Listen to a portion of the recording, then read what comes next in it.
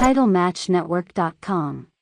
What's the most, or where is the most obscure place that somebody came up to you and go, hey, you're Paul Bearer, and you were like, wow, did I make Taking a shit in the Atlanta airport. Oh, With the stall closed, pants around my ankles, I'm sitting there, a piece of paper comes under the stall. I swear, this is the gospel truth with Jesus around my neck. Paul Bearer can have the autograph? Oh. And being the hill I am, oh no. they got an autograph. Oh, no. Yeah, it's in brown ink. Oh, great. I think I might have dotted the I with a corn or a P or something like that. Awesome. It's true. It's damn true. What's the coolest place you ever went to through wrestling Oh, that you God. enjoyed the most? Oh, Lord. Amsterdam. Really? Is it as crazy as they say? Amsterdam. Oh, yes. Amsterdam. They got a little store called Cincy Smile. Named after Cecil Million. I don't know if you know him. But, No. I heard a story in Puerto Rico with Dennis Knight oh, no. with Undertaker in Thailand.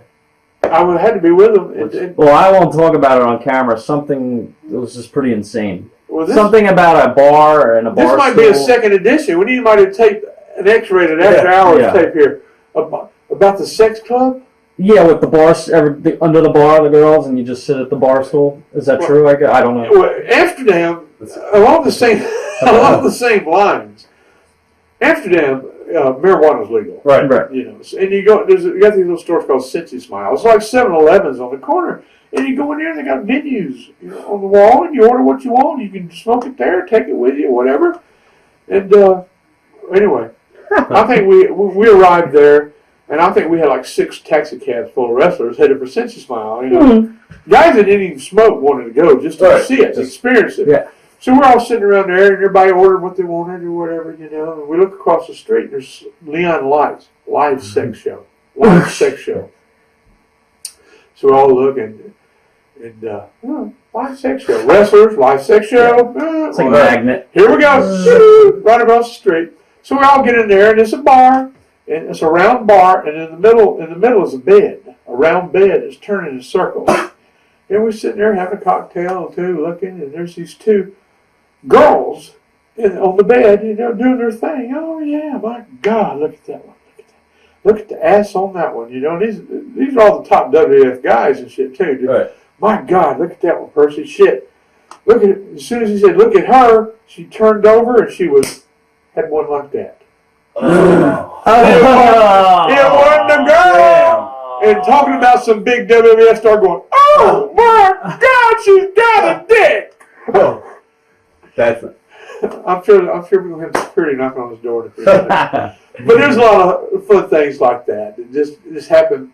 Brussels, Belgium. Prostitution is legal there. And right near where the hotel is, there's a street. And the women will sit in the windows, stores in their windows. And they sit there and show their wares. We're walking down there with Bruno, Harvey Whippleman at the time. He was managing Sid. Right. And Bruno, he's still with the company. Working backstage a little bit. Him, I forgot who else was with us.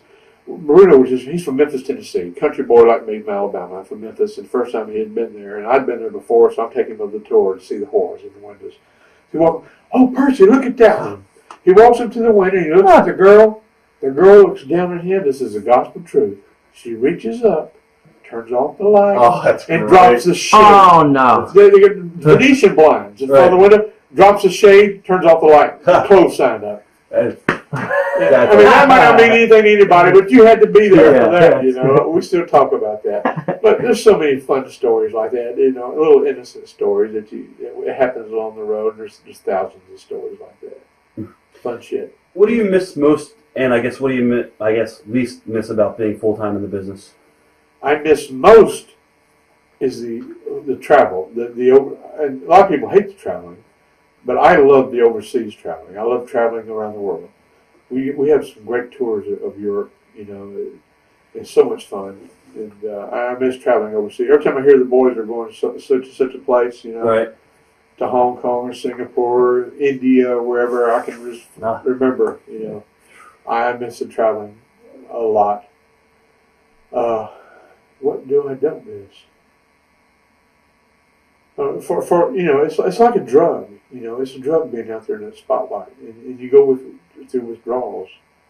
And I guess now that I'm immersing myself in my own little wrestling company, I'm compensating for a lot of that stuff that I probably would miss. When I'm watching on television, I'll see what arena they're in, and I just know where they're at, what city they're in, Scranton, Pennsylvania, or wherever wherever we're talking about. And I don't miss things like that. I don't miss sitting in the airports and all day long, with bad weather and missing flights and the snow and the ice and all that stuff. But it's a wonderful life. When you go back to your show, a couple hundred people you're watching, do you thoroughly still enjoy the business as much as you did when you... Oh, yeah. In fact, I'm having so much more fun now because I'm involved in all aspects of the deal, as far as the writing and the booking, and it's a lot of fun. It really is. To take all the experience that I've had and bring it back home and kind of pass the torch, if you will, to a lot of younger kids that share that dream that I've already talked about. And it's the same dream. If you could go back in time, what promotion would you say, what territory, hey, I didn't go to, you look back, you would want to go to and work at, to do a run? I don't know. I don't know about, I've been asked, what wrestlers I probably would have liked to manage, in the past. I think it would have been fun to be Gorgeous George's name, the original Gorgeous George. 50s television? Exactly, yeah. The Gorgeous George, something on that line. But as far as territories and stuff... Watts? Or you wouldn't want to drive that much, I guess. Well, I put some miles on the car in my day. We've been there, done that. Well, here I go again. Blessed. I can't think of anything, and I can't think of one thing that I've ever dreamed of that I haven't accomplished in this business and more. Everything I've ever wanted to do, I've done. I always wanted to, my dream when I was young, getting first in the business, I always wanted to work in Madison Square Gardens.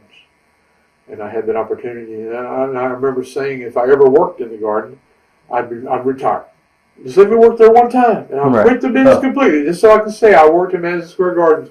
First time I worked in the garden with the Undertaker, I remember coming back to the dressing room. First thing I said was, "When are we coming back?" And it's just that I always wanted an action figure. Was it everything you thought it was, big? Oh God, yes. Yeah.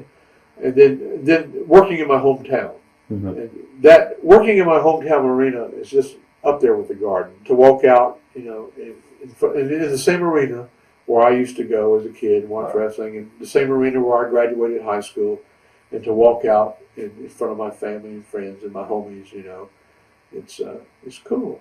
And to take my granddaughter to Toys R Us and there's Grandpa's action figure hanging up there, that's fucking cool. Oh, yeah. And to walk in and watch your kids playing the video game and there being you on the video game, it's cool. Yeah. It means more than money. The money's not the deal, It's about living the dream that I talked about a minute ago. It's the same fucking dream that I shared. That you guys out there that want to get in this business, it's the same dream. It hasn't changed at all. And I hope that you enjoy the ride that I have. TitleMatchNetwork.com